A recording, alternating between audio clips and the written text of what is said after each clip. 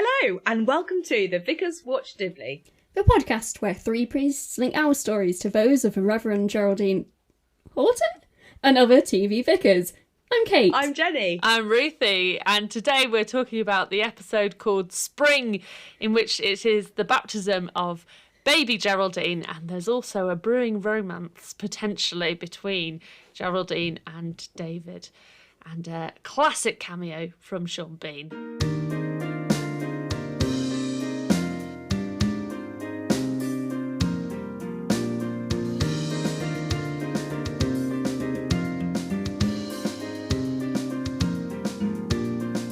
Hello, everybody. Hey! That was nice and tuneful, actually, That all was a very round. sing-song. Beautiful. We all doing all right? Yeah. Jenny, what's something you've loved this week? Something I've loved this week that's better than my yellow coat is... it may sound only fractionally better, but I am in love with flowers. And maybe talking more for today, spring is blooming up all around us, and recently a friend surprised me with a bunch of flowers which are sat upon my desk right now, right here, and they're so... I'll show you a little... Oh, they're lovely! And I can literally... I'm smelling, there's like hyacinths. Is that their name? Hyacinths? Hyacinths. Yeah, within the bouquet. And I keep getting wafts, and it's really cheering me up. So I'm loving some flowers right now. I'm having a flashback to a previous episode where I'm pretty sure you love flowers. Oh, buns! Then, where another friend had sent you flowers. That probably is the same friend, the same extraordinary, thoughtful friend. So, double shout out. I'm loving flowers. No, Hashtag that's again. great. What about you, Kate? What's something you've loved this week? Oh, I can make a little list of things I've loved. Firstly, it's snowing. I love the snow. Secondly, on this call right now, behind Jenny, there's her dog, Henry, and he was just lying with his head off the sofa and his ears were all floppy, and it was so cute. Third, my dog Millie is curled up just behind me, and she's super cute. Fourth, I had messy church yesterday, and we've gone from an attendance of 2 last month to 22. That's awesome. This month. Crazy, wonderful. And then finally, I had some really amazing guests over at the weekend, and it was did really you? lovely, yeah. I've heard different things, actually. No, I'm just kidding. What kind of amazing guests were these? Some really old friends from college. I've known them for ages, and I actually have a podcast with one of them. No way! Yeah. And so Ruthie and her family came to stay with me from Friday to Sunday, and they came to church with me. We did! Yeah. I have a confession for you, Kate. Your village church does not have a toilet attached to it, does it? No, it does not. No, and my toddler before the service said, I need a wee-wee, mummy. I noticed. We went out, we left the graveyard, and it wasn't just a wee-wee. Oh, no. So, while your congregation was coming in, I was scrabbling to try and send him inside, and then go back to the car to see if I could find some dog poo bags to clear up the situation. No. I could not find any dog poo bags, but I could find an old crisp bucket. Oh, no. So, Wow, parenthood is thank hard, goodness I left the graveyard. Yeah, with a poo in a packet. So we had to drive out with a crisp bag full of poo. Why did you put it in the bin? Because there wasn't one nearby. Oh, village rural churches. How we love them. That's my church, which is literally on the farm. It was lovely. Yeah, So and cool. the story I was going to tell about the wonderful was about the wonderful picture that your little one drew for me. Yes, And my presented to son me. Benjamin dictated a picture for me to draw. He wasn't keen on drawing it himself, but we drew Kate's church, and we drew Kate that's outside, lovely. and there was a stack of hay bales next to it, and so I drew those, and and then what else was in the picture? A volcano! And it You told me to draw a volcano. It's a prophetic image. volcano. It's a prophetic image of the It's a prophetic eruption of image. God's glory. And then he wanted a rainbow too, so we drew that. We didn't draw the poo. That didn't get a mention. We'll post a picture of this wonderful drawing, gosh. I think. Oh no, because then people will be able to compare my drawing skills with yours and just go, oh goodness. So Anyway, Ruthie, what have you been enjoying this week? well, you know, I went and visited someone over the weekend, which was lovely as well. And yeah, actually, Kate, bless her, was a superstar because we had many people to visit because my sister-in-law had her baby shower this weekend. So we went to that as well. That was really wonderful. And yeah, I think that's probably the same thing that I've loved this week has been going to see Kate. Yeah, lovely. Her lovely vicarage. So yeah, it's been good. Been a good week all round. Yeah. Oh, and I went to the cinema today. It was great. That was fun. I love the cinema. I haven't been to cinema for flipping ages. I went and saw What's Love Got to Do with It, which is about not arranged marriage. They use a different word. Assisted marriage. I did see an advert for that. Is it good? Yeah. I thought it was good. Both me and Debs, who I went to see it with, cried at one point. And I'm not normally a movie crier.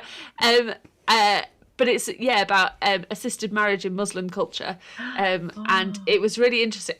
I'd love to hear someone who is a Muslim, their perspective on it and what they thought about it. But yeah, we had a jolly old time. Oh, good advert. But as we've already highlighted, spring is here. It is snowing. There are snowdrops. What are we doing today, Kate? Well, I think appropriately for a very confused spring that we're in, we are covering the third seasonal special of the Vicar of Dibley, which we're sort of calling season 3, episode 3, Spring, which was, I believe, aired in December 1999. So winter spring. and spring together, how appropriate it is that it's snowing right now. So let's turn to the book and go through the script and talk about spring and all things spring. And it starts with them in the vestry. Alice and Geraldine are there and they're counting the money from the collection, and there's some coins in there. There's a sweetie, there's a sausage, and there's a frog. And a frog. It's so crazy. And a live frog as well. It hops off. Maybe this is a thing about rural ministry. It's interesting. We had in our PCC the other day a conversation about whether we should pass the collection plate again, like we see in this first scene, because we stopped doing that when the pandemic hit. Like, passing things was a big no-no. But we said, like, actually, nobody carries, or hardly anyone carries cash around these days. So it feels like a really big shift in how people give, because, that's something we're not going to do anymore. But in addition, I was like, when this popped up, I was like, whoa, I think it'd be a really good thing to say. We recently worked out it costs our church around £262 a day to keep it open. And actually, it was really, so I felt a tinge of sadness, but like a resonance when I saw the frog and the sausage and like the couple of pounds. And I was like, actually, generosity, I would like just praying that in to be like a defining thing about how the Christian life is lived. And in terms of financial giving, like the church, like we're trying to help our community to understand more about how the church, like, it's there for if someone dies, for when someone is born, for when two people want to marry. It's a place where young adults talk about stuff that matters, where parents find support when they first have their children. Like, it's the hub of our community. And if you want to keep it, you have to give financially to it. And I know this is like banging a drum, that all of us have been like, yeah, we've been there for the beating of it. But your church, your local church is so vital. The vicar, obviously, plays a big part of that, but the huge lay team and like the things that they do as well. So I think it's important to say that about finances and giving. So guys, when you're at church, consider your giving and remember that it's a beautiful, beautiful thing to do. Yeah. Jenny, I completely agree with you. However, in my community, the communion plate is still one of our primary income generators. Oh, that's interesting. And actually, you know, when we weren't passing the communion plate around and we weren't taking a collection, our income went down. Because some people do give by direct debit or through the parish giving scheme. But actually, you know, people do bring along a £5 or a £10 to put in the communion plate. That's good to know. At least at my churches. Yeah. Is it called the communion plate? No, it's not. It's called the collection plate. Collection plate, yeah. I realised that as I was saying it just now. And sometimes you do have a plate, sometimes you have a little pouch, as we see Alice has. But you're exactly right, actually. Generally speaking, although the Church of England is quite well off, our parish churches are not. And I think a lot of people think that in England the government subsidises churches. It doesn't. No. And, I've had so many conversations where, like, even just for maintenance of a vicarage, someone helping me with the gardening and quoting me a really high price and me saying, oh, I'm sorry, I can't afford that. And them saying, oh, but the church is rich, you can get them to pay for this. And the response is, no. Nope. The national church, perhaps, but... There is, I feel like that is like a kind of cultural belief that the church is really wealthy. And you think, oh, you've got loads of buildings, you've got loads of history, you're really wealthy. And I think if people knew what they were giving to, obviously that's a really helpful thing. And we need to be really clear about that and kind of demonstrate how the church, it's not a given anymore that people will tithe or think seriously about their giving beyond I've got a £5 in my pocket, here you go. And I'm not saying that's a bad... I'm not saying the giving of a £5 spur of the moment is bad by any stretch. I think all marks of generosity is a good thing. But I think also, there is that cultural belief, isn't there, that church is wealthy, church has got loads. But it is not the case. In people's defence, there's so many different charities that people can give to. And there was a time when giving to your church was essentially your charitable giving, because you could trust that your church would give some of that money to charity themselves. And also the works that the church was doing to serve your local community. And it's become a lot easier to give to a wide variety of charities nowadays than I think, in centuries past. It would have been a lot more difficult. So I don't think I begrudge people for not thinking about giving to the church. I wish people would, because I want people to see the church's value and to see what we're doing. But the church's overheads are so high now that, it's true, a lot of the money gets gobbled up on just keeping the building in okay functional condition, paying for the clergy, paying for heating. Yeah. On that cheerful note, let's go to the parish council, and they're in the hall and they're about to talk, and Geraldine has got a suggestion for something that's going to happen, and they remind her of baby Geraldine has arrived, Alice and Hugo's baby, and so she's going to start a creche for every weekday morning for children under 6. And Jim and Frank want to go because they've got the mental age of under 6, which would be a safeguarding issue, I would say, and they need DBS checks. But they want to start a creche, which is a wonderful thing, but I think would take a lot longer than a month. Also, I have questions and concerns. Firstly, about running it in the vestry, where, knowing churches, it's going to be cold. It's not the safest place. It's not the most comfortable place. I've been part of churches that have had toddler groups in a church before, and it just became such a concern over the safety of the children, because churches are not designed for children to run around in, really. It's not the safest environment. Also, Geraldine's time to be running a creche every day of the week. Usually these sorts of groups, it's sort of one morning a week, and then in another village there's another morning a week, and in another village it's an afternoon and another one, and you got a whole programme kind of across the week in different places. I think she'd probably have other people running it, wouldn't she?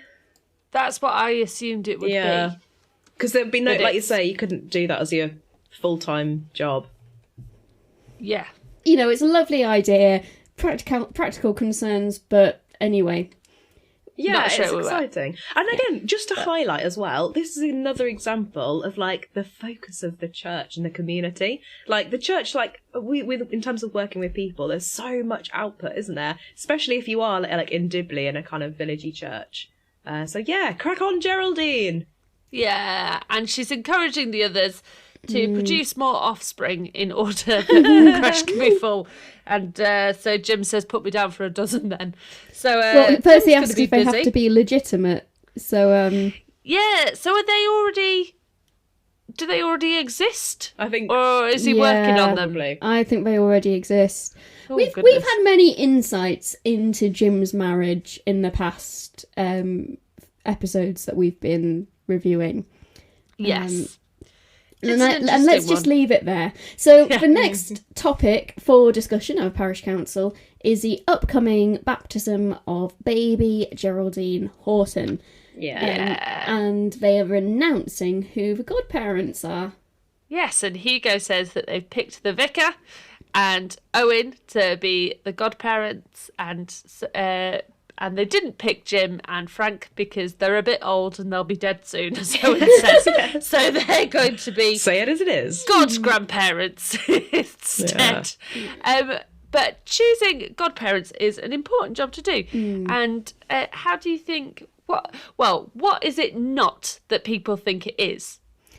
I think in movie culture or in literature, people think godparents are the people who will look after your children when you pass away. Yeah. And That's not what it is. That's not it. They That's not the role of become. godparents. It's not a legal role in any. Yeah. They don't then way. become Well, the guardian. There is a legal role in the church, which is the other The canon pothole like people fall into.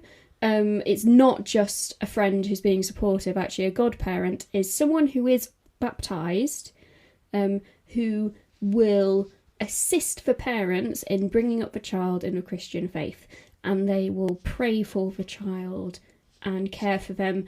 And sort of traditionally, this is until the child gets confirmed, and then at least, you know, my godparents, they gave me a lovely big gift when I got confirmed, and then they were like, it's not that they pulled away because they're my aunts and uncles, but their duties responsibility done kind of is, thing. their duties as godparents weren't as active.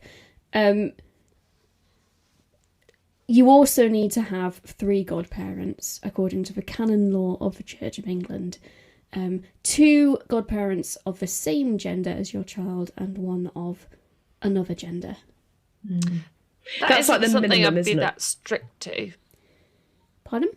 I wouldn't be that strict to it. So all my godparents are women.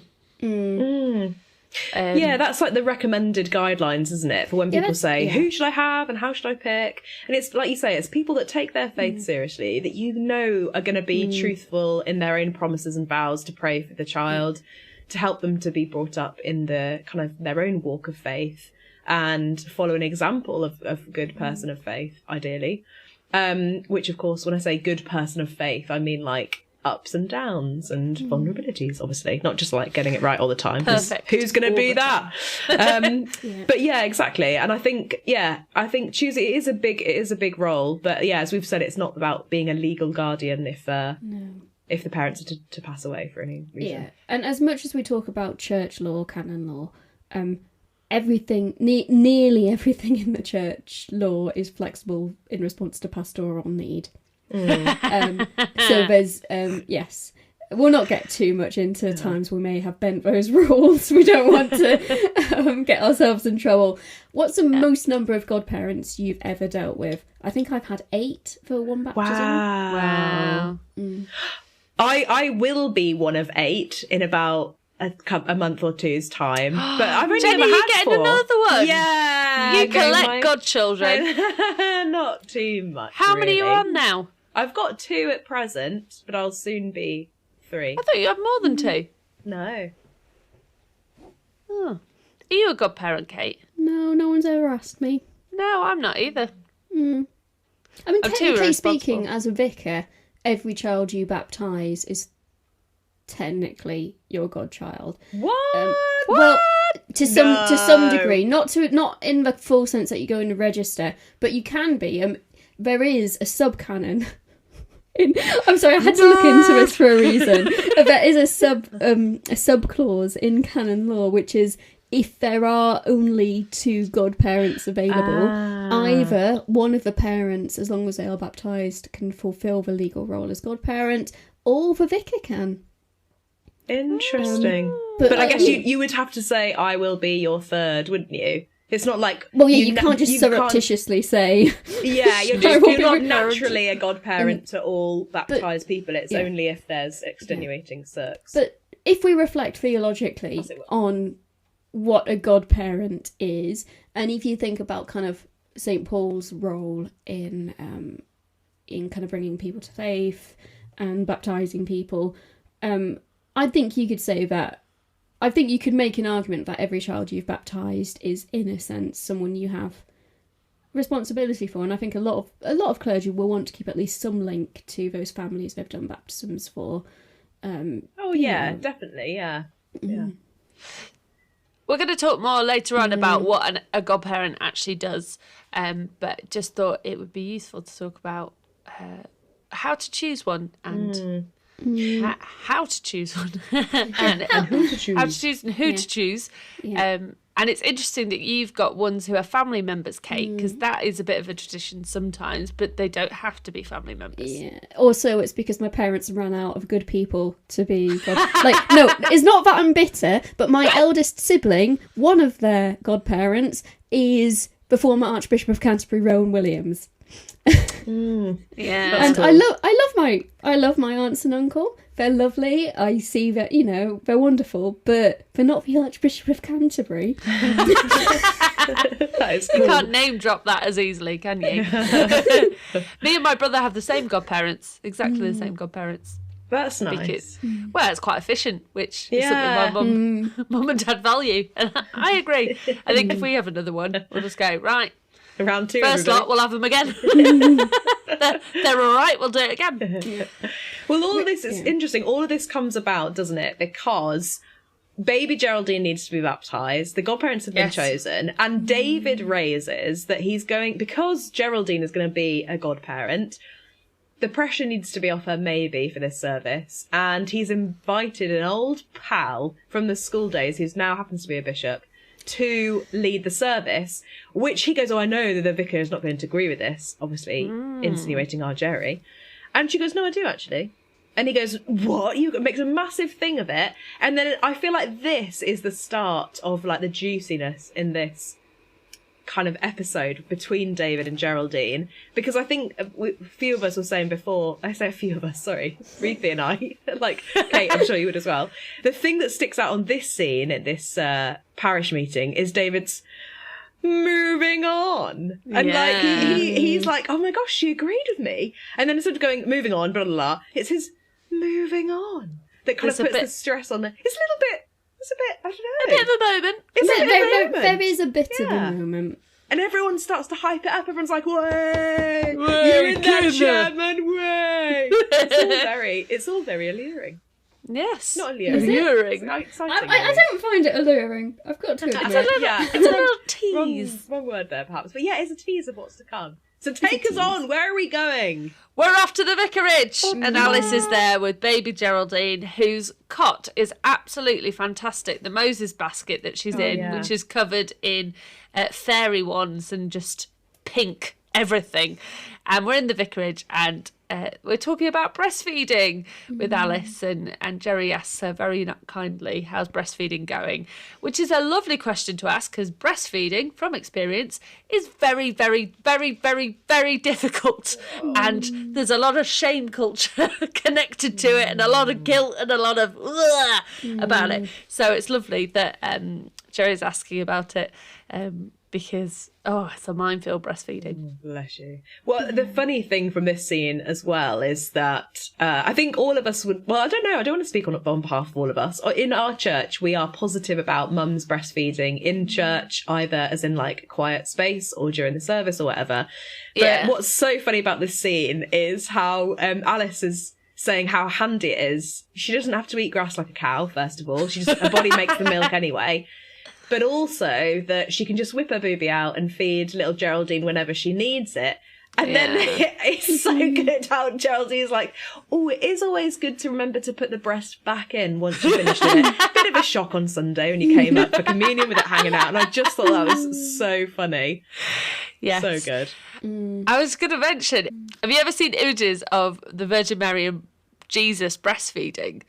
Oh, I don't. Yeah. There's lots of things where she'll just have one boob out, and sometimes I'll try and find a nice image. You'll see a squirt of milk coming out of her nipple into Jesus's mouth.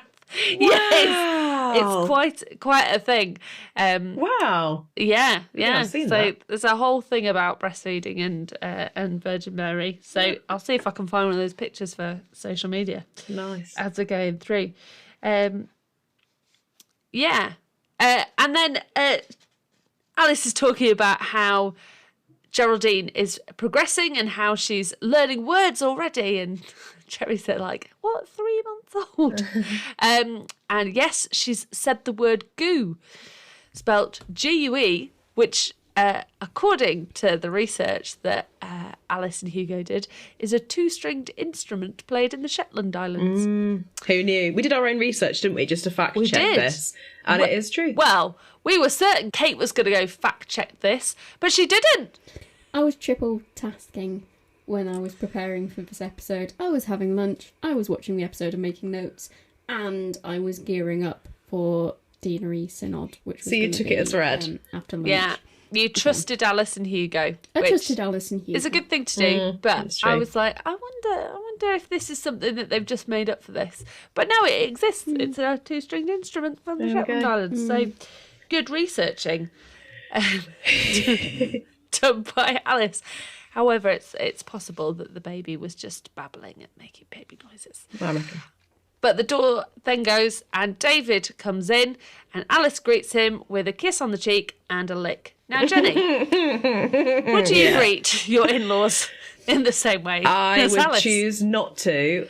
For them more than I. I mean, I do love a hug. I'm an affectionate kind of physical person, but no, I wouldn't use that method. Would Not you? recommended. No, Would you absolutely for anybody? not. I wouldn't even for someone I absolutely adored and had no boundary control with. Would you not do it to Chris? No, I would not lick. Actually, maybe I would lick his face. Yeah, I would 100% do it to myself. Just as a joke, but I'd be very upset if somebody licked my face because it would leave a cold patch. And if that's happened before, even if Chris kisses my cheek sometimes and it leaves a bit of a little. I'm sorry, this is a bit of a TMI moment on the pod.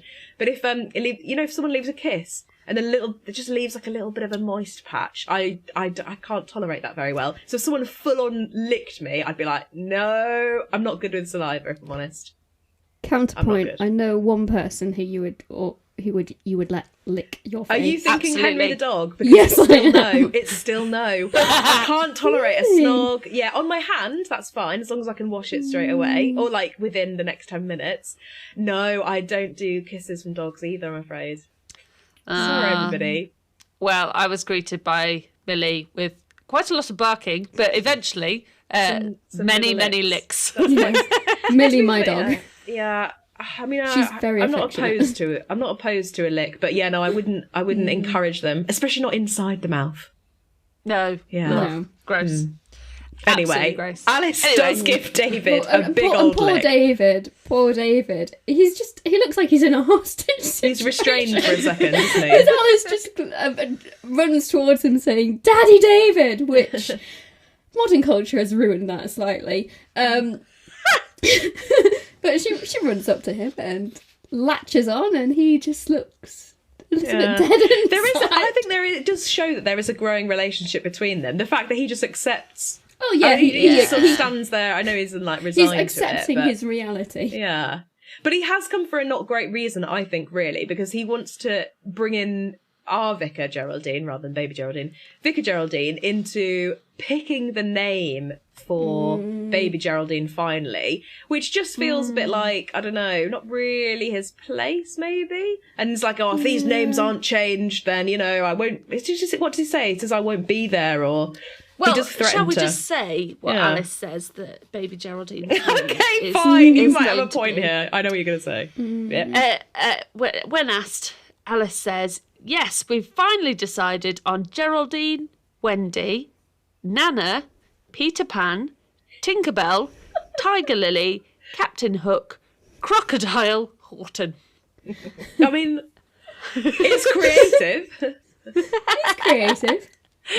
And when Geraldine tries to point out the ridiculousness of this and uses characters from Winnie the Pooh as a middle name, Alice just slaps her back and is like, no, don't be so ridiculous. Don't be so childish, Geraldine. But the characters from Peter Pan, not ridiculous. It's funny. Do you guys, I know, maybe not to this extent, but have you done baptisms for babies where you're like, ooh, that's a name and a half? Or is this purely fictional? I've done baptisms with babies who have what I would call adult names, not baby names. Oh, yeah. I'm going to be baptising a Monty soon. Oh, that's lovely. Isn't it lovely? Cute name. And and sometimes you get mouthfuls of names. Yeah, but yeah. I wouldn't ever think, oh, this is a terrible name to give a child. Just, oh, this is a mouthful of a name.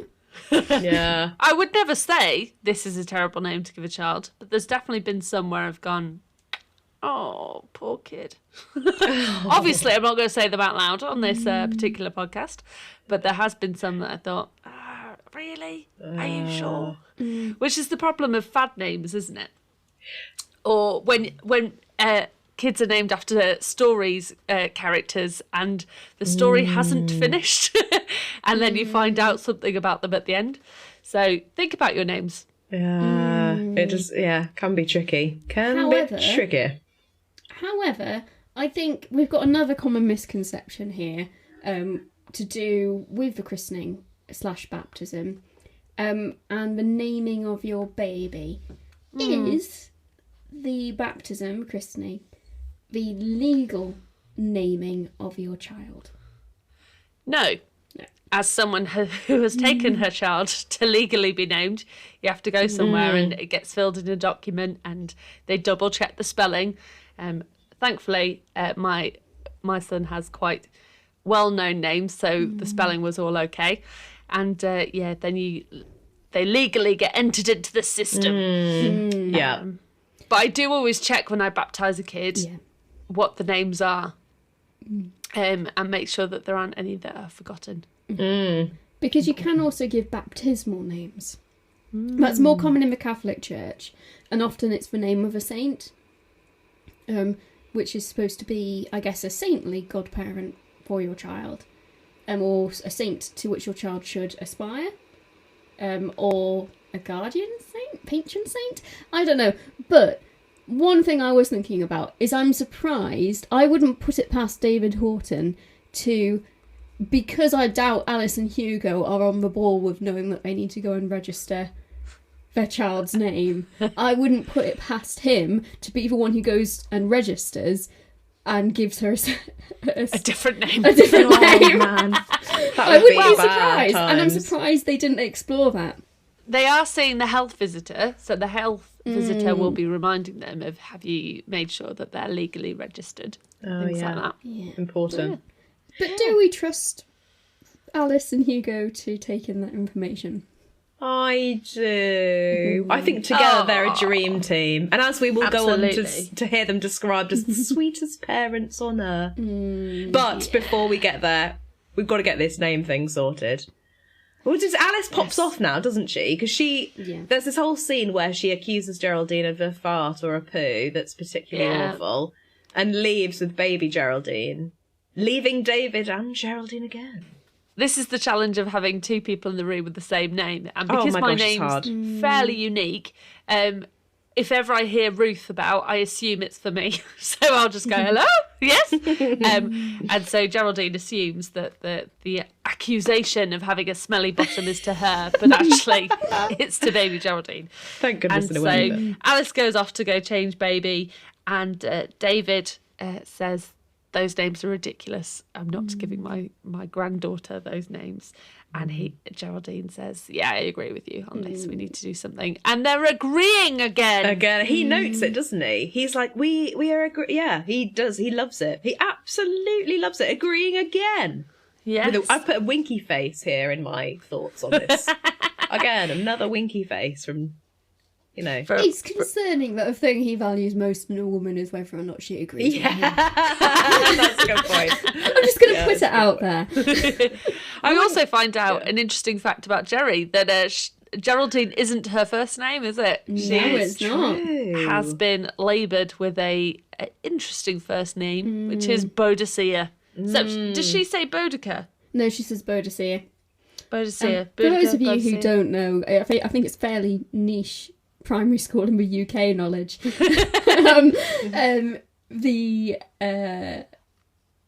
was of the Celts, wasn't she? In ancient Britons, it says in the TV. Yeah. But Nicene tribe. Yeah, but the Nicene tribe. Yeah. A queen, Boadicea or Boudica, depending on who is reporting what her name was. One of them is the Latin transliteration of her name. But she was an awesome leader of her tribe, a female leader who fought back a bit against the Roman invaders, and when it looked like the Romans were eventually going to defeat them, she chose death rather than to live under their rule. Yeah. Was she ginger, or is that just one thing that's just like... That's one of the things folklore? All the artwork shows. So, an image of a ginger warrior bravely in her chariot, doing her thing. That's... I wonder Does it if remind Kate could you? do any drawing. But anyway, we leave Boudica, and David has invited Boudica, Geraldine, to come over for a drink to meet the bishop the next night. And so they disappear off. And Geraldine, very sadly, as they leave, says something about Auntie Jerry. It's always Auntie Jerry. She'd like She's to be a feeling mummy. a bit broody, isn't she? Yeah, we definitely pick up that on this episode. Maybe timely that there's a bit of maybe a romance thing going on, plus Geraldine's thinking about life cycle stuff herself, potentially. Yeah, it gives you kind of some context of why things later in the episode go a certain way. Yeah. So we're then at Horton Manor, and Geraldine enters and says, "Oh, hello," and da-da-da-da. And then Hugo immediately holds up a sign saying, "Shh, the baby's sleeping." And so everyone, they walk into the living room and everyone has signs. So good. And I think when we had Kate Botley on our episode, she talked about this as being one of her favourite moments of Dibley, where they're all writing on signs to communicate with each other. And Owen says, well, first of all, he says, "This is bloody ridiculous." And Hugo puts a sign up saying, "Don't swear in front of the baby." And so he then writes a sign that "I'll swear if I effing want to," and covers up the middle of the effing word in order that people can't see it. And it is just It's so absolutely good. brilliant, isn't it? It's classic. And Really did you clever notice- scene, yeah. Did you notice Alice covering baby Geraldine's ears? yeah. The 3-month-old who can't read. So funny. This is It's actually, amazing. I think I mentioned to you girls earlier. Sorry, you two were with it earlier. I don't know why I did that. And I was saying I didn't remember anything about this episode, but there are so many scenes that are just like, oh, this is just, hilarious. And then afterwards, because with the bishop coming in, this is the first time we actually meet him, isn't it? We've heard about him coming to take the service, but he's coming over and we meet him for the first time. And he's the one to wake up the baby, isn't he? Because he's got this sort of... I'm not sure if it's a medical problem or if it's just a personality trait. I think it's a personal problem. And then suddenly shouts really loudly, which is very stressful, I imagine, to be around. Yeah. I mean, and obviously wakes the child up by going, "Oh, look, it's a little baby, isn't she? Lovely!" And I just remembered where I remember the actor from. Isn't Is he it the Harry same Potter? actor who plays Vernon Dursley, Vernon in the Dursley, Harry Potter yeah. movies? Oh, Yeah, yeah. It is. Yes. There you go. So, yes, he wakes up the baby. Baby starts crying, and Bishop is doing the rounds of chatting to people, and poor Alice looks a bit bemused by him and is trying to deal with it. So funny. And he goes and says hello to Frank, and Frank says, "Hello, I'm the the god grandparent. God grandparent. Yeah. Yeah. Yeah. Hello, I'm Frank, and I'm the god grandparent." And the bishop says, "Oh, that's unusual." And Frank says, "It's not as unusual as the photo of Boyzone that I keep in my jacket." And I love that Frank is just becoming more and more obvious and out there about his queerness and being a gay man, and just says, "Yeah, got a nice little photo of Boyzone in my pocket." Bless you. We don't see the photo, which is probably for the best. Oh, yeah. I think, though, as this scene progresses, we don't fall in love with the bishop, do we? Now, as clergy peoples, we probably are always expected to, give due honour and respect.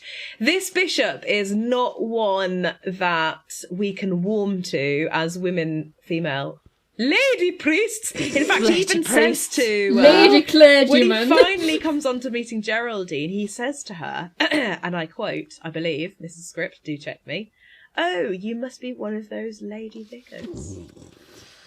Ugh, yeah, he does. Oh my goodness. Boo. Well, He's considering he's the pictures bishop of somewhere which is not a diocese or a suffragan role, I see him as, in my head, he was some fringe, like some flying bishop, like. He's just not maybe. a very nice man, is he? He's not a very nice He's man. they're definitely, with this character, playing his private school background, dig on the whole bishops is a whole boys club, and he seems very... He's a bully. Inflammatory, yeah. And even to David, they're old friends, but he's taunting him even then, and He refers bullied him, back yeah. to Except that they're refers not back old to bullying him at friends. school. They used to go to school together, so they're part of that old boys club. But he actually bullied David, Yeah, and it's just quite blasé about it. And yeah, yeah. It's and not so ideal. yeah, he makes this comment to Geraldine. He obviously doesn't approve. Geraldine then makes a really disgusting, like, you don't catch it initially, but she says, "Oh, holy in more than one way," or something like that, which is just so crass. It made I me thought use it was the quite word funny. crass. Why do you think it's crass, Kate? What's she on about? She's talking didn't get about this. her vagina. I think she's trying to join the team, isn't she? She's not an old boy, but she's like, oh, if you're going to banter about me, then I'll probably banter back a bit. Or she's retaliating. Yeah. But Yeah. well, it's just bleh. Bleh. So- I really hate it. And but then like Right. she goes off, and then David and the bishop are talking, and the bishop is sort of saying, "I'm surprised that you're okay with this."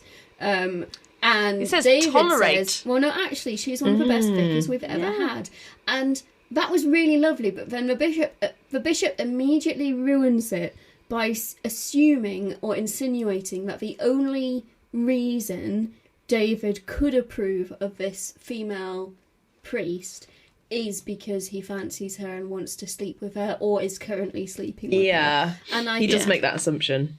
And this is going to be one of our major points of disagreement for the rest of the episode, because I think it's this encounter and this conversation that actually, because David has a sense of he wants to please his former bully, I think he gets convinced that he must actually be in love with her. And maybe he has admired her, and maybe there has been some romantic inclination there before, but this has given him a push to move much quicker than he should, and to take it a lot further than he should, and also completely undermines the respect and friendship that he's been building with her. Interesting. Well, it's in because the bishop does say to it, he uses horrible language. He's like, "Oh, you're obviously giving her one," and when David says no, he says, "Oh, well, you're obviously in love with her," and it looks as if David is slapped across the face with a realization of, "Oh my gosh, am I in love with her?" So while I probably wouldn't go as far to say David does it because he wants to please his bishop bully pal classmate kind of thing, I think that he is like, oh my gosh, do I? Which again, brings us into the rest of the episode, I suppose, doesn't it? Yeah, I think towards the very end of the episode, we work out how they actually feel about each other, and that gets explored later on. So he's left wondering this, and then we go back to the vicarage, and Geraldine is doing baptism prep with Hugo and Alice, asking them about why they're getting baby Geraldine baptised. And she tries to do it as a quiz question to try and help them, and they get a bit confused with the options that are given to them. One is about, becoming part of the family, God's family, but one of the other options is about doing something different other than watching the Antiques Roadshow. And they're like, oh, yeah, it would be quite nice to do something other than watch the Antiques Roadshow. But Geraldine is trying to explain to them about baptism is about bringing a child into God's family, and God being the perfect father is the language that she used. And think about how your father's treated you. And there's a real problem here because Alice's father is non-existent and Hugo's father is very distant. Yes. I think this is a problem we often come across when we try to map characteristics of human relationships onto God, because human relationships are not the full picture. They are a reflection of God's perfection. And when we particularly talk about parents, people can have really difficult relationships with their parents. And as we've seen here, saying, oh, well, God is like your father, that's not necessarily a positive thing.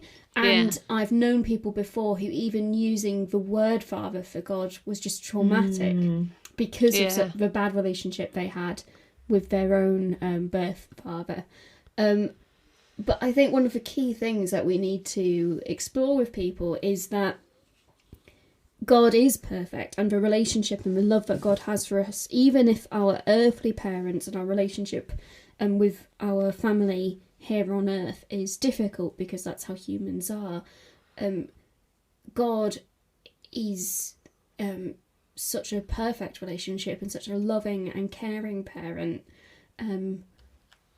that's a parent we can and is always there for us to turn to. It's one of the difficult things if someone's had a really bad relationship with a parent, and the image of God as father is just really difficult. Actually, when you get to the baptism itself, you have to say, I baptise you in the name of the Father and the Son and the Holy Spirit. Those are the words you have to use, otherwise they're not baptised. To the point of, there was a report about someone who'd been using "we baptise you" in the name of the Father, Son and Holy Spirit, and that it was challenged whether or not those children they'd baptised were baptised.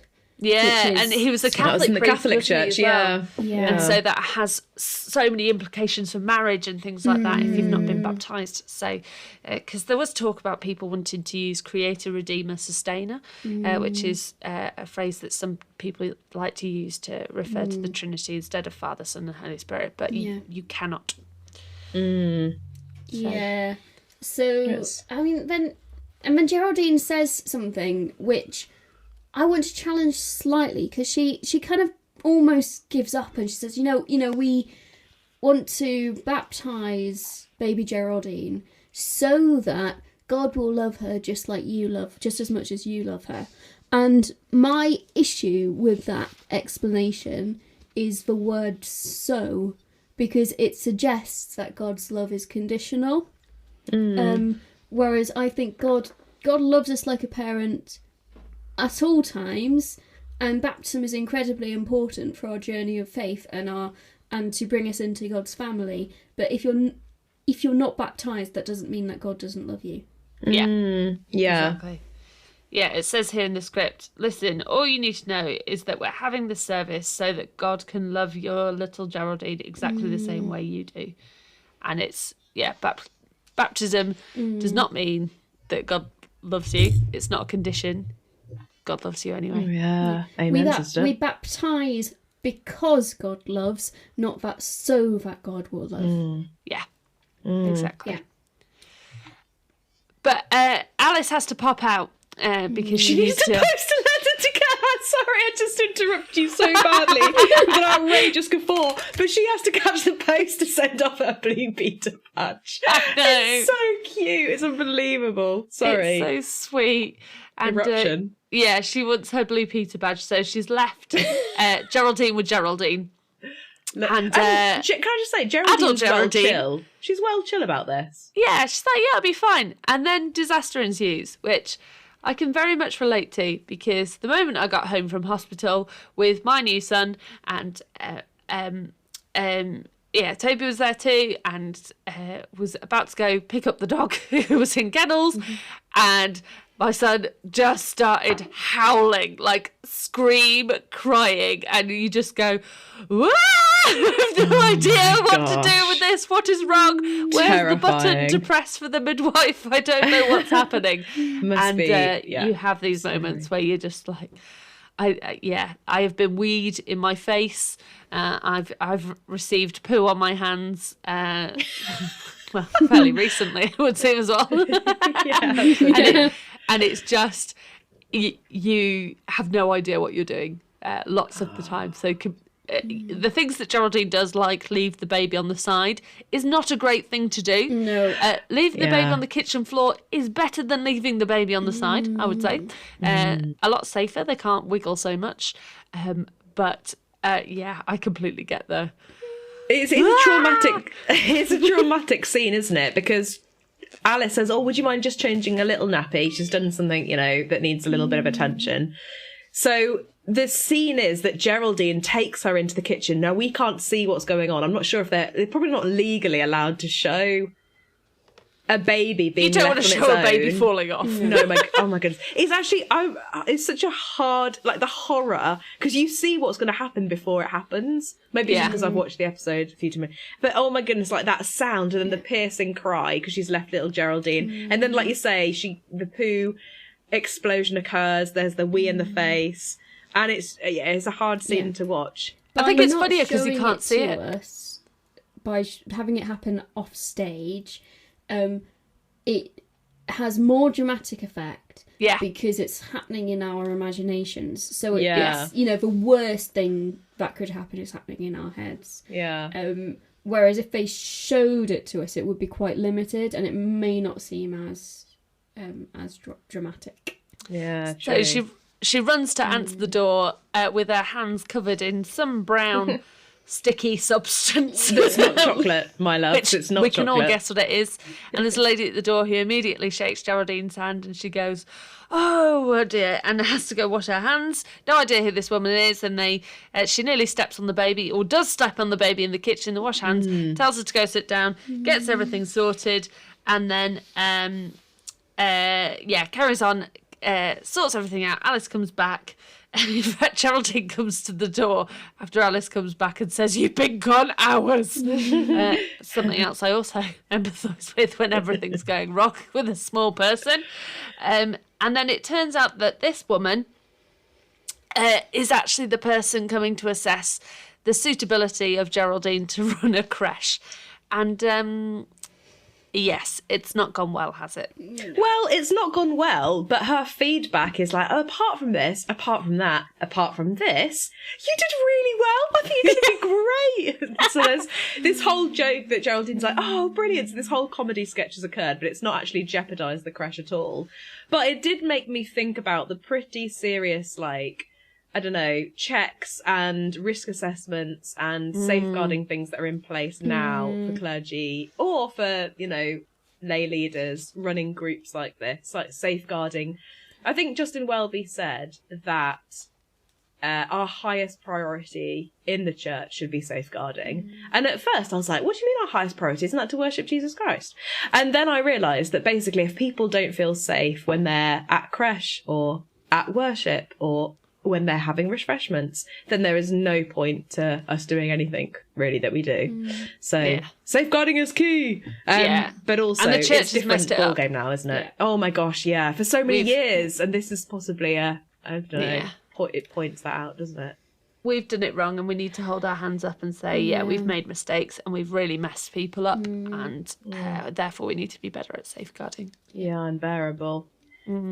It seems that Geraldine's passed the test and they're happy for her to run a creche, which is questionable, but it's the lady's first day on the job, and so perhaps she's not as equipped for this role as she needs to be.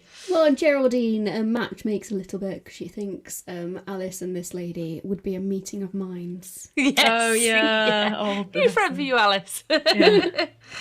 And then later on in the evening, we're still in Geraldine's living room, and it looks like she's watching some kind of boxing, and well, she is in some ways because she's watching the Jerry Springer show, which is interesting TV. And David has come over. He's dropped over in his nice new hat. David Horton's come a-courtin. I was waiting for that. He's come round with a proposal, but not a proposal, for Geraldine to talk about, thinking about big things in life, and maybe he's wondering if there might be something between them. And I would like to say, in this scene, I want to just say about David that actually he's got a lot of guts. We know he's had a slap round the heart with regards to actually is he in love with Geraldine. He's obviously been giving it a lot of thought, and he comes over and he literally asks her, would I have ever had a chance? Like, have I been a fool this whole time? And what should I have been? It's something like intent, like making the purpose of my whole life to woo you. Now, this is Geraldine's turn to be, I can see some cringing upon the camera here. This is Geraldine's turn to be like, what? But, I mean, it's not the worst chat from David here. It's not the worst chat. I mean, admittedly, initially it seems like he is just kind of testing the waters to see if she would reciprocate his feelings. The issue is he just keeps going. And it's very clear that Geraldine is trying to talk him down. But he keeps kind of pushing it forward. And there was a moment where he's sat, his body language is quite open. And it's quite relaxed, which is very unusual for David. There's a moment where he just shifts a bit closer to Geraldine, and let me tell you, I physically recoiled on Geraldine's behalf. And we see her get up and put the sofa between them. So I was wondering how safe Geraldine feels, because it's not that David is necessarily a dangerous man to her. He's someone she trusts. He's someone she has grown to esteem and respect, but not someone who she sees in a romantic light, especially when she's just really come out of a relationship with his brother. If we want to call it that. It's been, I don't know, it's been a good few months, but still. And just the fact that they're in her home and he's quite close to her physically, I would feel very uncomfortable, and probably feels like she can't outright tell him to get lost and say no. I think it's part of the shock, isn't it, of the conversation twisting, and she's had this relationship with David that isn't a romantic one or intimate one in that way, but they've grown in friendship, and then just suddenly it changes and he's put a different light on it, and it's like, whoa, which can happen in lots of conversations that we have, that, you can just be having a casual conversation with someone from church and then they just drop a bombshell and suddenly you're on the back foot and you just need to, let me just think and process for a moment before we carry on. But she is a clear no, isn't she? She says when he wants a reason, She's not even given it a second thought, really. Straight away, she's like, no, first of all, you're a Tory. Second of all, you're a little bit mean. And third of all, you're old-fashioned, which is different. This isn't going to work.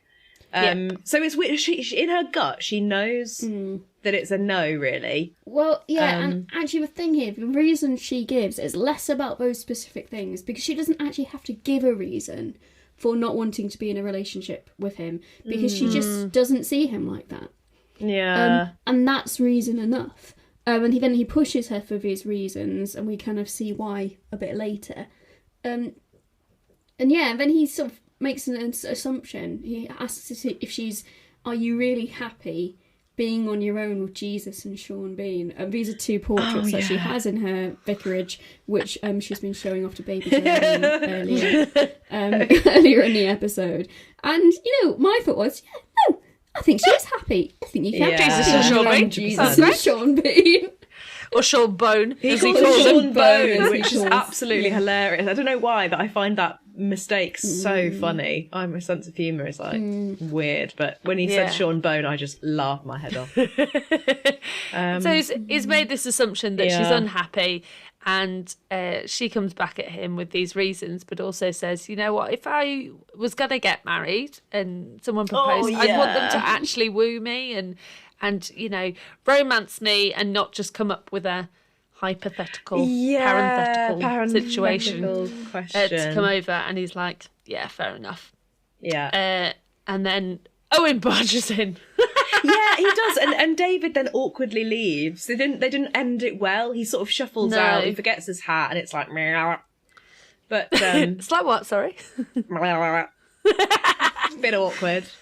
I thought that Owen was, knowing how the Vicar of Dibley works, I thought that Owen would have just been overheard that last part where she says she'd want someone to get down on bended knee to propose to her, and that he was going to come in and kneel in front of her.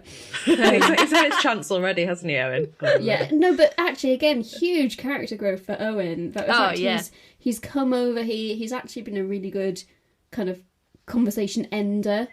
To finish that encounter with David. But then, and also, he comes and he's actually got some serious things to think about with Geraldine.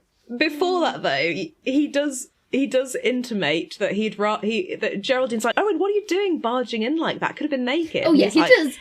Even better. So it's not perfect. Oh yes, he's still Owen. He's still creepy. He's but still compared to how he used to be. Yeah, I guess. We've seen he's still Owen. He's still creepy.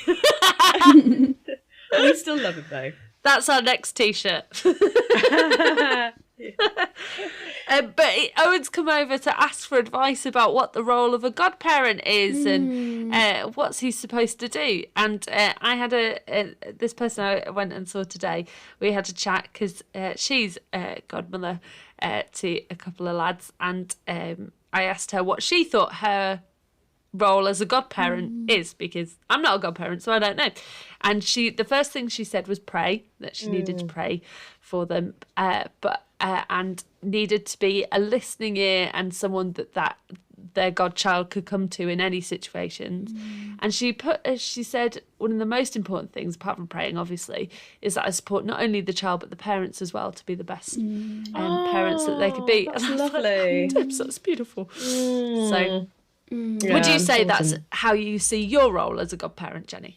Yeah, definitely. I think the most important thing is the praying thing, and actually, like, you kind of vow to do that. And I do think that's really important. One of the things that I remember from when we were training in college, and this really stuck with me personally, but I also recommend it to new godparents, is like, if praying isn't naturally part of your everyday, then find a way to make it so. I remember our warden of our vicar training college, which was Cranmer Hall in Durham at the time, said find a way to pray every day, whether it's when your head hits the pillow at night, or whether it's when you're pouring milk on your cereal, or if it's, find a part of when you're brushing your teeth, find a part of your everyday and pray whilst you do that thing, and it will, hold you accountable to praying for your godchild. I just thought that was such good advice. So when do you pray for your godchildren then? In the morning. Aww. Yeah. But I also have their photos around my house, so I'm reminded of them often. Yeah, so brushing my teeth actually is a bit of a one as well. But I think, it is really important. But I think that's so true about supporting the parents as well. I'd like to... The thing is, you always want to work on your techniques, as it were. But yeah, I think that's really true. Especially as they get older as well, to be a safe place. Like, I write to one of my godchildren, and that's a really special thing because she doesn't show her parents what she puts in the letters. So, right, you write to one of your godchildren. Yeah, because they're quite old now. Outrageous. Well, did Ben get my little Christmas card? Yeah, that's true. Yeah, that's fair enough. It was a while ago, though. Yeah, no, we write each other secret letters and one of my godchildren calls me Godmother Jelly because that was just a habit from when she was little. But anyway, yeah, no, it's important. So me and Kate are available as godparents. I wouldn't advertise that, my loves. Otherwise, you're going to be inundated. You'll never lead a service again. You'll be out every Sunday at baptism services. Oh. Well, Owen's trying to work out what his role should be, and he asks about, taking baby Geraldine for walks when the time comes and telling her all about the flowers and riding a bike and all this kind of thing. And then he asks, what about slaughtering cattle? Smoking out the moles. Yeah, whether he should teach her to do that. And she says, maybe not. However, if she wanted to be a farmer... Yeah. If she wanted to enter that profession, and if those skills were a necessary part of how she was going to live that profession, then it would be the time. Owen's the go-to man. Oh no. So Owen's worked out what his role is for godparent, and they head back over to the parish council meeting. But David isn't there, and it turns out that David's been missing for a few days. Worrying. And Geraldine's really worried about what's happened to him. And she says that life's all been a bit confusing for her. And then Jim tells a story about how life has been confusing for him. Yes. Which is a story about marrying a gorgeous girl in Thailand and on a beach, and turns out she takes off all her clothes after the honeymoon, and she's a bloke called Dwayne. Which is we have complicated feelings about this story. I just see it as massively transphobic and don't like it. It is. It is. So we hear a Jim's interesting story about a complicated thing in his life, and it is more complicated than what Geraldine's going through. But we're interrupted from hearing the whole of the story by David suddenly appearing in kind of tightest jeans. He's got a fancy coloured shirt on, and Kate is a leather jacket. Cringing so much, I think her face might go back into itself. And he, leather jacket, has a hat, and he's just like... He's bouncy in his step. Yeah. He's floating on air. Woo. And he's a little bit late. He's keen to go with the flow. Yeah, go with the flow. I'm going to toss my hat across the table. I got excited at this stage. Yes, and it turns out that David has taken very literally the things that Geraldine wasn't keen about him. So he's now a signed-up member for the Labour Party, which is was painful for him. Quite clearly, it seemed. He's given some money to Geraldine for a cause of her choice. Any cause at all. And then he says, and finally, and goes over to the stage, pulls back the curtains, reveals a pianist and a cellist who are there to play music, and he gets down on one knee and asks Geraldine Granger to marry him. It is absolutely shocking. Can we just agree? Let's just reverse to that scene again. This has, in a way, popped out of pretty much nowhere. Yes. Do we think? Would you agree? Yes. Well... Especially since she's already said no. It's like, what the heck is going on? And I was going, Lord, let this be a dream. But it is wasn't. not. But it's not. It's real. He proposes at the parish council meeting. He's down on one knee. There's a cello. There's lights. There's candles. It's like, what is going on in front of everybody? And Geraldine is pressured into saying yes. Or she doesn't actually say yes. She says all right, doesn't she? She goes, oh, All right then. all right then. After a blooming long minute of everyone going, go on, he's a millionaire. Yeah. And but can I just say, before we criticise this acceptance of the proposal, David does say, he says, reminds her of all the stuff that he's done, and he said, but putting all of that stuff aside, I love you. Yes, except... He loves... His heart is in the right place, guys. Except... I'm troubled by this. I think it would be more appropriate to invite her out for dinner. Because this stage, although he loves her, she does not love him in that way. And marriage, the decision to get married, should be based on more. Well, not according to the film I saw today. Yes. Well, but that's a different culture. I think it would have been if he had been asking her out on a date and saying, "Give me a chance." Yeah. Consider me as a romantic prospect because I know you don't. Please consider me. And again, Geraldine would have been perfectly within her right to say no. There's a lot of pressure around it, though, obviously, isn't it? it's TV and it's for drama, and just why does it immediately go to marriage? That's just like the weird thing to me. Yeah. Yeah, I guess he's a kind of all or nothing kind of guy, and maybe he just wants to make his intentions perfectly clear. He's obviously been kind of overthinking the whole circle of life stuff, and he comes up with this dramatic... And to be fair, Geraldine did say she'd want to be swept off her feet, and she is. Yeah. And she does kind of... Her knees buckle under it. I know there's the pressure there of people going, say yes, go on. But also, he listens and he responds. It's too much, of course. It's too much too quickly. But at the end of the day, Geraldine says yes. So Geraldine and David are engaged. And we go to the church immediately. Yeah, we do, go immediately. straight to the church. No break whatsoever. So we are swept up in this whirlwind. And Geraldine's actually looking very gorgeous. Mm-hmm. She's got wrapped chocolate, mini chocolates in her hair.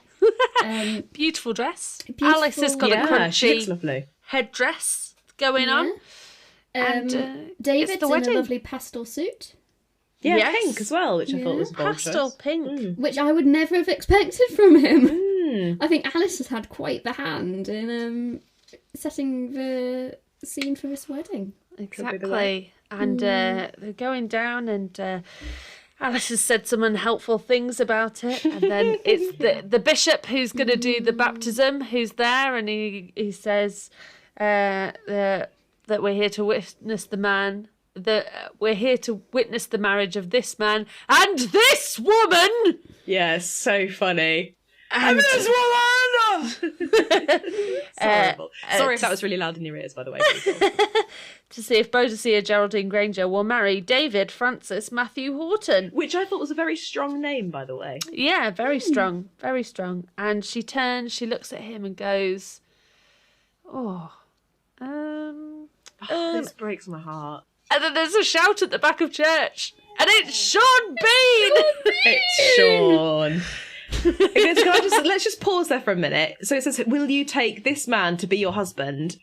And she goes, and I think we should just remind ourselves that if we are ever in that situation, and we're like, oh, then it's got to be it's got to be no, hasn't it? When it comes to marriage, you're standing at the altar, facing the person that you potentially could be with. It's got to be a no. If it's anything but a, oh my goodness, yes, then don't marry them, love. Don't marry them. But you're allowed to feel nervous. Yeah. You're allowed to feel nervous, but if you have doubts, it's better to work those doubts out first and talk about them. I would much 100%. rather pause the wedding service and go and have a chat and work out any doubts, because they could just be, nerves are making me doubt, and actually once we've calmed down a bit, actually no, I do want to get married to this person. But yeah, I'm not sure. I don't think nerves would ever make you doubt. I think I nerves don't know. I've never had that situation. I'd want to talk to the couple, and yeah, it's you never know kind of what's going on in people's heads. But this is a huge digression because Sean Bean is here. Sean Bean is here. Sean Bean, and at the time, 1999. Is it? Yeah. This episode, he would have just about finished his it's Richard Sharp, a TV series about fictional British soldier in the Napoleonic War. You've got Sean Bean straight up on your laptop, have you? Sort of dashing man, and you can see why Geraldine would idealise him coming to save her. He stands at the back of church and goes, "No, don't do it." I suddenly can't do a Sheffield accent. No, don't do it, Geraldine. It's me you love, not him. Come on, lass. Come on. And she's just like, yes, weak at the knees. Oh, she's come on, more in lass made love. me weak at the knees. She's more in love, though, with a fictional character than she is with David. Yeah. So she knew it was a no, but she tried it on so desperately. Trying to please him, trying to please others, but it's a no. And she turns and runs on her heels. They leave the church. And it's a dream. It's a dream. Thankfully, No, it's a nightmare. It's a dream. The It's a second nightmare. part- She the wakes second up part. and she realises the truth of the situation, that she cannot go through with marrying David because she doesn't love him. Yeah, so the proposal was real, but the wedding. Yeah, I was was not. hoping the proposal was also a dream. Yeah. But it When I wasn't. was watching it, I did think, is it? Is this real? But it was. After the nightmare then, Geraldine wakes up. She's a sweaty mess. First thing in the morning, she trots over to Horton Manor, where she's greeted by a lovely, hello, Mum! A really enthusiastic Hugo, which is incredibly sweet. But knowing the situation, we're cringing for her. He tries to play Happy Families and even tries to sing about chestnuts roasting on an open fire. Classic Hugo scene. Absolutely love it. And David's had a horrible nightmare in the night that Geraldine came over and told her that, they couldn't get married. And Geraldine tries to pretend that her nightmare wasn't the same, that it was all about purple monsters going, "Rawr!" But again, she catches herself. No, this isn't true. And she lets him down. Yeah, and there's really lovely speeches by both of them that Geraldine says something about, just because of the two who have more than one brain cell doesn't mean that we would be a perfect match, and that true love keeps marriages together, not crazy neighbours, stupid neighbours, I think she says. And David goes to take a minute, and Hugo's sad, and Geraldine tries to comfort him, and then David comes in and has this lovely speech, and he says, I would, however, like it noted just for the minutes, and then talks about that he's finally recognised what an incredible woman she is, and whoever gets her will be very lucky. Yeah, I have to say I did get a bit teary at this part of the episode, because he wanted, I know I'm just such a softie, but he wanted, like you said, it to be minuted that he had the brain to recognise her as the incredible woman, and whoever does, end up marrying her, and whoever she does choose to love, will be the luckiest of all men, even though, and as I quote, it so obviously cannot be me. And it's so dignified, but it does show that David isn't unbreakable as well. Like, he has to take a moment to be alone, and I think his love is sincere. He even kisses her hand, doesn't he, at the end? But difficult scene. We've got to be realistic that if they had gone through with a marriage, they would both be deeply unhappy in the long run. Yeah, because David true. He's tried to change everything about himself, and as much as we may dislike David's politics and the way that he goes about life and makes his decisions, they are who he is. Yeah. And the change is very surface level, and he would, down the line, he wouldn't want to be a member of the Labour Party. He wouldn't want to have to force himself to be laid back all the time. It's not who he is. And sometimes we have faults that need working on, and other times actually they're not faults, they're just part of who we are. So we then go to the church, and it's the baptism of baby Geraldine, and it's time for the baptism, and Alice is well prepared, and the bishop is talking loudly, and Alice isn't sure how deep the baby's going to be dunked, and so whips off the christening gown, and she's got her little swimming cosy on. She's very cute, to be fair. Yeah, very sweet. And the final name that is given for Geraldine, baby Geraldine, is Geraldine Lala Granny Ainsley Harriet Horton, which is, I think, a good compromise from where we wanted to go, but where we've been. Yeah. And it's a very beautiful ceremony. Everyone gets very emotional. Owen, especially Owen, lovely tears happening. Geraldine and David have a moment of mutual respect. They do. Yeah, their love is there. Just a note: the bishop's stole is twisted, and that is. It annoyed me so much. Very annoying. It's a bright colour. I'd decided to be able to live with it. I decided it had to be a character choice, because maybe a bishop like that might, like, without someone fixing his vestments, might just have a twisted stole. But also, although what he's wearing, the cassock and surplice, isn't wrong for a bishop, bishops do have other vestments which they might more commonly wear.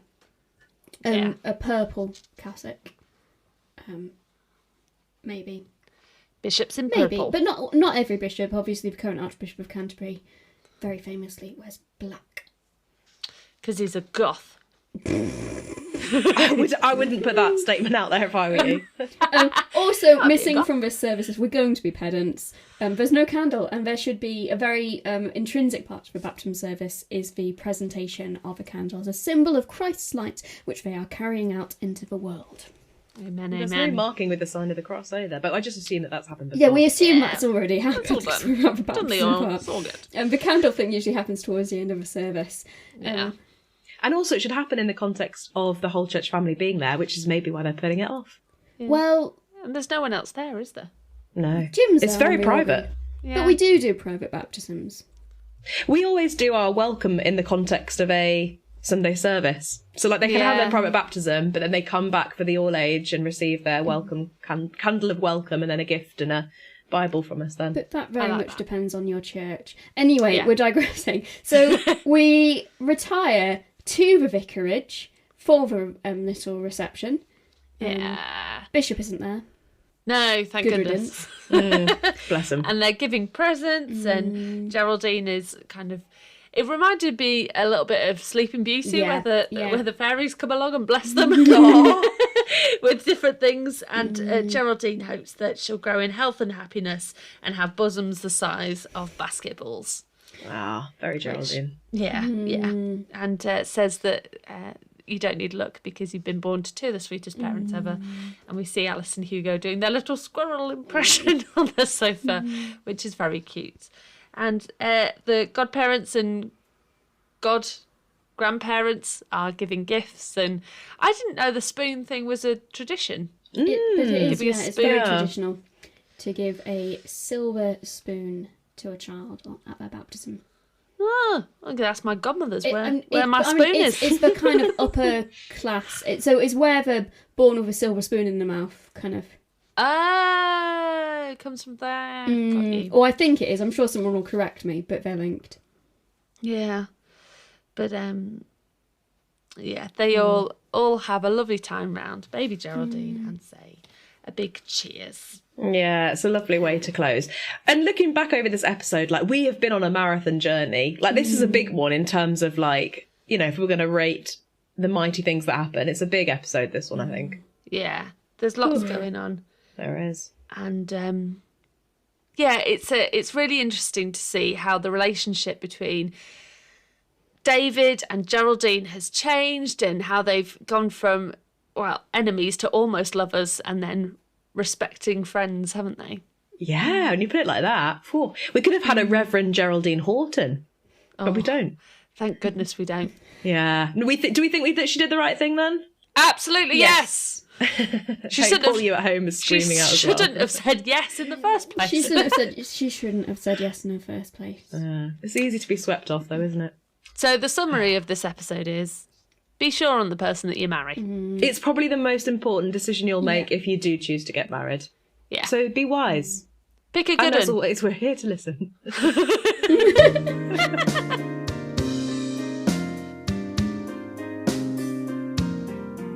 We hope you've enjoyed this episode of the Vicars Watch Dibley. Thank you to Toby for editing our ramblings. Any views expressed in this podcast are our own and don't necessarily represent those of the Church of England or any other organisations with which we are affiliated. And as always, bless you for listening. A church administrator was working with a vicar on designing a new service booklet for their baptism services. She asked, will Comic Sans be okay? And the vicar says, oh no, for this occasion we need to have a baptismal font. Very nice. Very nice.